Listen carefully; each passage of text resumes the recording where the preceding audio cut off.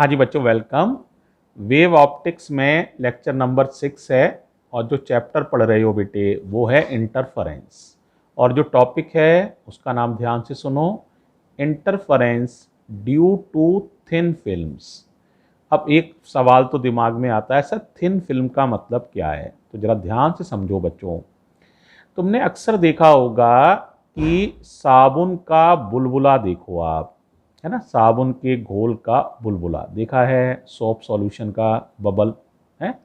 उसमें तुमने देखा होगा सोप सॉल्यूशन के बबल को देखो तो उसमें कई सारे रंग नज़र आते हैं, है ना, violet, indigo, blue, green, yellow, orange, red type के रंग नज़र आते हैं। और अलग अलग जगह से देखो तो वो उसके रंग भी बदलते रहते हैं। अब सोचो तुम, ये जो आपका साबुन का बुलबुला है, इसकी जो वॉल है, दीवार है ना, जिसका बुलबुला बना हुआ है, वो कितनी पतली होती है कि हाथ को टच करते ही वो दीवार टूट जाती है। तो इतनी पतली फिल्मों की बात कर रहे हैं, जितनी की पतली सोप सॉल्यूशन का जो बुलबुला है, उसकी जो दीवार है, इतनी पतली फिल्मों में रंग कहाँ से आ रहे हैं और अपनी जगह बदलने से रंगों का पैटर्न और सीक्वेंस क्यों चेंज हो जाता है, इस बात को समझने की कोशिश कर रहे हैं। एक एग्जाम्पल हो गया, एक और एग्जाम्पल समझो। कभी कभी तुमने देखा होगा जमीन पर तेल फैल जाता है, जरा सा एक दो चार बूंद तेल फैल गया, महसूस करना कभी भी। तो तुमने देखना उस पर जब लाइट गिरती है तो वो तेल में रंग नज़र आते हैं, पतले से तेल की एक फिल्म बन गई है तो उसमें रंग नज़र आते हैं, है ना। और वो रंगों में भी यही होता है, अलग अलग जगह से देखोगे तो रंग अलग अलग नज़र आएंगे। तो इन चीज़ों की स्टडी कर रहे हैं कि ऐसा क्यों होता है, इसको एनालाइज कर रहे हैं। तो इसको सबसे पहले इसकी एक्सप्लेनेशन थॉमस यंग, जिनको यंग नाम से हम जानते हैं, उन्होंने की थी इंटरफेरेंस के बेसिस पर। किसके बेसिस पर? इंटरफेरेंस के बेसिस पर उन दिखने वाले रंगों को उन्होंने एक्सप्लेन किया था। और ये भी एक्सप्लेन किया था कि अपनी जगह बदल जाने से रंग क्यों बदल जाते हैं। तो उसी आर्टिकल को दो पार्ट में हम पढ़ेंगे। सबसे पहले समझा रहे हैं कि थिन फिल्म्स में भी इंटरफेरेंस कैसे होता है, इसको समझो। ठीक है, तो देखो ये ना एक बहुत पतली फिल्म है, लेकिन बेटे अब इतनी पतली बना देंगे ना तो प्रॉब्लम ये है कि डायग्राम में तुम्हें समझ में नहीं आएगा, इसलिए मैंने उसको मोटा बनाया है ये थिकनेस बहुत कम। तो टी का मतलब है थिकनेस ऑफ द फिल्म। अब देखो ये लाइट आ रही है तो नॉर्मल चाहिए होता लाइट के आने के लिए, ये लाइट आ रही है तो ये एंगल कहलाएगा एंगल ऑफ इंसिडेंस। क्या कहलाएगा? Angle of incidence. अब ये एयर है और ये फिल्म है, फिल्म मान लो वाटर की है, जैसे सोप सॉल्यूशन में मेनली वाटर ही होता है, तो वाटर की फिल्म है ये। तो बेटे ये हो गया हमारा रेरर मीडियम, ये हो गया डेंसर मीडियम। तो जब लाइट रेरर मीडियम से डेंसर मीडियम में आती है तो नॉर्मल की तरफ झुक जाती है, तो ये लाइट सीधी नहीं जाएगी बल्कि नॉर्मल की तरफ झुक जाएगी। और दो घटनाएं होती हैं, कुछ लाइट का पार्ट रिफ्लेक्ट हो जाता है, टकराकर वापस लौट जाता है, तो कुछ पार्ट रिफ्लेक्ट हो जाएगा सेम एंगल पर और कुछ पार्ट ट्रांसमिट होकर अंदर आ जाएगा। इसे कहते हैं कुछ पार्ट रिफ्लेक्ट हो जाएगा, कुछ पार्ट रिफ्रैक्ट हो जाएगा, REFRACT, रिफ्रैक्ट हो जाएगा, है ना। यानी कुछ पार्ट टकरा के लौट जाएगा, कुछ अंदर प्रवेश कर जाएगा। अब यहां पर आने पर यह नॉर्मल हो गया, ध्यान से फिर देखो ये नॉर्मल हो गया। अब यहां फिर लाइट के साथ दो घटनाएं संभव हैं, कुछ पार्ट टकरा के लौट जाएगा, रिफ्लेक्ट हो जाएगा, और कुछ पार्ट ट्रांसमिट करेगा। अब ये वाटर से वापस एयर में आ रहा है तो ये रेरर मीडियम है, तो ये नॉर्मल से थोड़ा सा दूर हो जाएगा। इस तरह से ये एंगल वही होगा जो एयर में था ना, आई, तो ये लौट के आई हो जाएगा। ये एंगल छोटा होगा, ये आर है, ये एंगल भी आर होगा, ये एंगल भी आर होगा। ठीक है, क्योंकि angle of incidence equals to angle of reflection, ये एक ही मीडियम में एंगल बराबर बनते हैं। ये आर आर होंगे, ये आई आई, ये फिर मीडियम एयर आ गया तो ये भी आई। अब यहां फिर आएंगे तो ये फिर नॉर्मल हो गया। देखो अब फिर क्या होंगी, दो घटनाएं होंगी, कुछ लाइट पार निकल जाएगी, एयर में आएगी, एयर में आएगी तो ये एंगल लौट के आई हो जाएगा, और कुछ लाइट टकरा के वापस आ जाएगी वाटर के अंदर ही वापस। फिर यहां लाइट आएगी, फिर दो घटनाएं हो सकती हैं, कुछ लाइट टकरा के फिर वापस लौट जाएगी और कुछ लाइट बाहर निकल जाएगी इस तरह से, देखो, और ये एंगल लौट के फिर आई हो जाएगा। ये आर है, ये भी आर है, फिर यहां पर ऐसी आगे घटनाएं होंगी। अब आप कहेंगे यहीं तक डायग्राम क्यों बनाया, तो समझो इस फिल्म की जो मोटाई है, ये मोटाई, थिकनेस ऑफ द फिल्म, इसको टी माना है। T is the thickness of film, तो टी का नाम है थिकनेस ऑफ फिल्म, फिल्म की मोटाई। हालांकि बहुत कम होगी, तो थिकनेस ऑफ फिल्म, लेकिन कुछ तो होगी। और म्यू का नाम है refractive index of the film. क्या नाम है? जैसे वाटर की फिल्म है तो वाटर का रिफ्रैक्टिव इंडेक्स 1.33 या 4/3 होता है, तो रिफ्रैक्टिव इंडेक्स ऑफ फिल्म।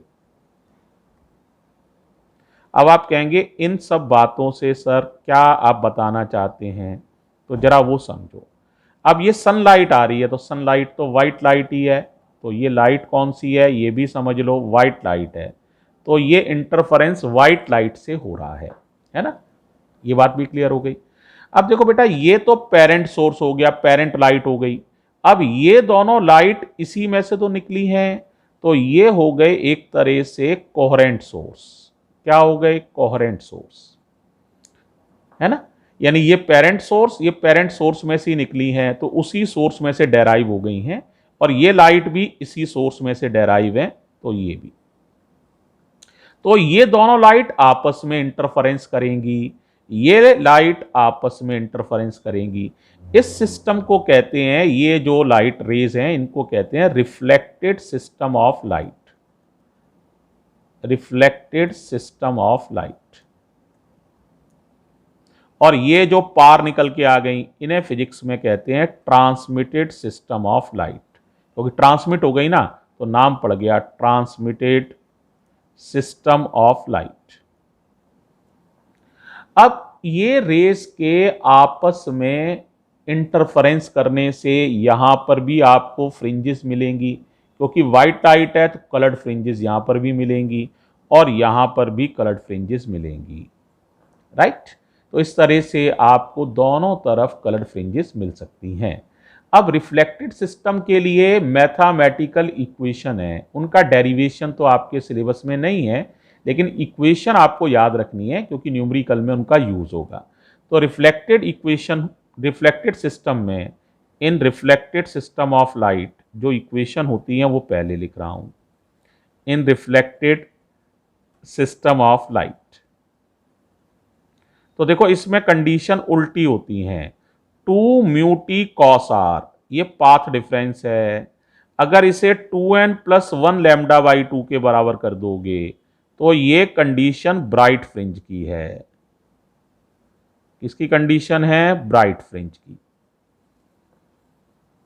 और अगर 2 म्यू टी कॉस आर, ये पाथ डिफरेंस है, पाथ डिफरेंस, इसे n लैम्डा के बराबर कर दोगे तो ये कंडीशन है डार्क फ्रिंज की, ये कंडीशन है। और अगर आपको ट्रांसमिटेड सिस्टम ऑफ लाइट में लिखनी है तो कंडीशन एग्जैक्टली यही है, लेकिन ब्राइट और डार्क उल्टे हैं। तो इन transmitted system of light,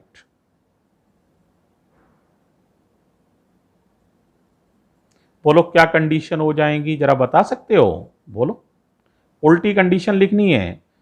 2 mu t cos are बराबर n लैम्डा, ये वाली 2 म्यू टी कॉस आर बराबर n लैम्डा, ये ब्राइट की कंडीशन है, ब्राइट फ्रिंज की कंडीशन है ये।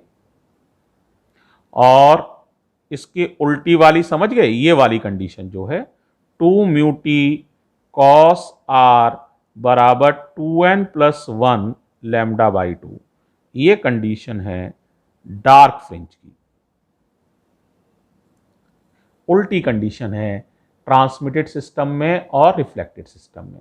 अब कोई बच्चा यहां पूछ सकता है sir 2 mu t cos R क्या है, तो पाथ डिफरेंस है। देखो जरा समझो क्या मतलब है पाथ डिफरेंस का, क्लियर करता हूं।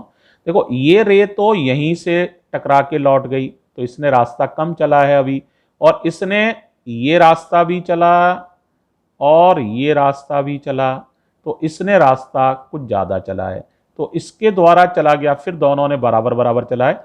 तो फिर बेटा हमने क्या देखेंगे, इन रास्तों में और इसके द्वारा चले गए रास्ते में कुछ अंतर है, उस अंतर को हम मैथमेटिकली कैलकुलेट कर सकते हैं, तो उसे ही हम पाथ डिफरेंस कहते हैं। तो ये पाथ डिफरेंस अगर 2n+1 लैम्डा बाई 2 के बराबर होगा तो इस वाले सिस्टम में ब्राइट फ्रिंज मिलेगी, और अगर ये पाथ डिफरेंस n लैम्डा के बराबर होगा तो डार्क फ्रिंज मिलेगी। अब कोई बच्चा कह सकता था सर n लैम्डा पर तो ब्राइट की कंडीशन थी, यहाँ उल्टा क्यों हो रहा है? तो उसके लिए एक रूल समझ लो, हालांकि ये रूल तुम्हारी बुक में नहीं दिया गया है, इसे कहते हैं लॉयड मिरर रूल। कंपटीशन में पढ़ाएंगे भी हम लॉयड मिरर रूल। लॉयड ने यह कहा था अगर कोई रे, क्या हो भाई, अगर कोई रे टकराए और लौटे, रिफ्लेक्ट हो, है ना, क्या बोला, अगर कोई रे किसी ऑप्टिकली डेंसर मीडियम से रिफ्लेक्ट हो, ऑप्टिकली डेंसर, जैसे ये एक डेंसर मीडियम है, यहां से अगर कोई रे टकराए तो उसकी फेज में पाई का चेंज हो जाता है, या उसके पाथ में लैम्डा बाई 2 का चेंज हो जाता है। यानी सरल शब्दों में ब्राइट की जगह वो कंडीशन डार्क की हो जाती है, और डार्क की जगह वो कंडीशन ब्राइट की हो जाती है। एक बार मैं रूल बोल देता हूँ, हालांकि आप चाहें तो याद भी कर सकते हैं। इसे लॉयड मिरर रूल के नाम से जाना जाता है, लॉयड रूल के नाम से जाना जाता है। लॉयड ने एक एक्सपेरिमेंट किया था मिरर की सहायता से, और उससे ही उन्हें ये रूल की जानकारी हुई थी, लॉयड मिरर एक्सपेरिमेंट, है ना, तो उसी से ये रूल उन्होंने निकाला था। तो इसे कहते हैं लॉयड मिरर रूल, या लॉयड रूल कह लो। क्या बोला, if a light is reflected from optically denser medium then its phase is changed by pi और path is changed by lambda by 2। इसका सरल सा मीनिंग ये है कि ब्राइट वाली कंडीशन डार्क की हो जाती है और डार्क वाली कंडीशन ब्राइट की हो जाती है। बोलो क्या रूल है, एक लाइन लिख भी देता हूं। इफ अ लाइट रे इज रिफ्लेक्टेड फ्रॉम, कहां से, from optically denser medium, then its phase is changed by pi or path is changed by lambda by 2। ये बात भी आपको याद रखनी चाहिए, ठीक है। अब बेटे कोई बच्चा ये कहेगा सर इतनी सारी बात बता दी आपने कि पतली फिल्मों में इंटरफेरेंस होता है, रिफ्लेक्टेड सिस्टम में भी इंटरफेरेंस होता है, ट्रांसमिटेड सिस्टम में भी इंटरफेरेंस होता है, पर ये कहाँ समझ में आया कि कलर्स कहाँ से आते हैं सोप बबल में, या पतली फिल्मों में रंग कैसे आते हैं, है ना, ये तो अभी भी समझ में नहीं आया। तो उसके लिए मैं आपको अगला टॉपिक डिस्कस कर रहा हूं, अब क्लियर हो जाएगा। कलर्स इन थिन फिल्म्स, पतली फिल्मों में रंग कहां से आते हैं। तो जरा ध्यान से देखो, अब समझो, क्लियर हो जाएगा। कंडीशन तुमने सारी याद है, एक बार बोल लो। जैसे मैं किसी एक सिस्टम की लिख लेता हूं, रिफ्लेक्टेड सिस्टम ऑफ लाइट में ही लिख देते हैं, चलो बाकी उल्टी हैं तुम्हें याद ही है। क्या थी कंडीशन बताओ, रिफ्लेक्टेड सिस्टम ऑफ लाइट में कंडीशन थी 2 म्यू टी कॉस आर बराबर 2n+1 लैम्डा बाई 2, ये ब्राइट की कंडीशन है, और 2 म्यू टी कॉस आर बराबर n लैम्डा, ये डार्क फ्रिंज की कंडीशन है। अब तुम ध्यान से देखो, अब यहीं से सारी बात समझनी है।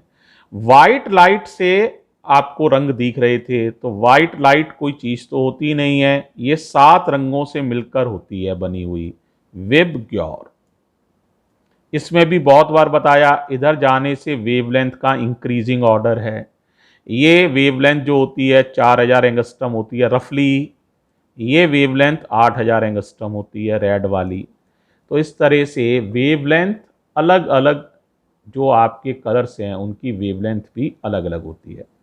तो इनमें से कुछ रंग जो होंगे वो बेटे इस कंडीशन को सेटिस्फाई करेंगे, और इनमें से कुछ रंग जो होंगे, क्योंकि वेवलेंथ सबकी अलग अलग है ना, इसीलिए कुछ रंग इस कंडीशन को सेटिस्फाई करेंगे। तो क्या होगा, some colours will satisfy the condition of bright fringe and some colours will satisfy the condition of dark fringe because the wavelength of different colours is different, right. तो इसीलिए कुछ कलर जो bright की condition को satisfy करेंगे वो चमकीले हो जाएंगे। मान लो इन तीन रंगों ने ब्राइट की कंडीशन को सेटिस्फाई किया, तो ये तीनों रंगों की इंटेंसिटी बढ़ जाएगी, इनमें कंस्ट्रक्टिव इंटरफेरेंस होगा, ये चमकने लगेंगे। और इनके में इन्होंने डार्क फ्रिंज की कंडीशन को सेटिस्फाई किया, तो इनकी इंटेंसिटी डिस्ट्रॉय हो जाएगी, डार्क हो जाएंगे ये, तो ये नहीं दिखाई देंगे। तो अब तुम बताओ तुम्हें कौन से रंग दिखाई देंगे ज़्यादा चमकीले वाले? एक तो ब्लू दिखाई देगा, एक येलो और एक रेड। तो तुम्हें लगेगा कि ये फिल्म तो कलरीफाइड है, इसीलिए फिल्म में कलर आ जाते हैं, राइट। क्योंकि कुछ कलर्स जो ब्राइट की कंडीशन को सेटिस्फाई करते हैं उनकी इंटेंसिटी काफ़ी बढ़ जाती है, तो उन्हीं के प्रभाव में हमें पिक्चर में कलर दिखाई देने लगते हैं। अब कोई बच्चा कह सकता है सर एक और आपने बात कही थी कि अलग अलग जगह से देखने पर रंगों का सीक्वेंस भी बदल सकता है, अलग रंग दिखाई देते हैं, ऐसा क्यों? तो जब हम किसी अलग जगह देखते हैं तो एंगल ऑफ इंसिडेंस बदल जाता है, लाइट का एंगल ऑफ इंसिडेंस बदल जाता है। एंगल ऑफ इंसिडेंस बदलने से एंगल ऑफ रिफ्रैक्शन यानी ये आर, ये भी बदल जाता है, एंगल ऑफ रिफ्रैक्शन भी बदल जाता है।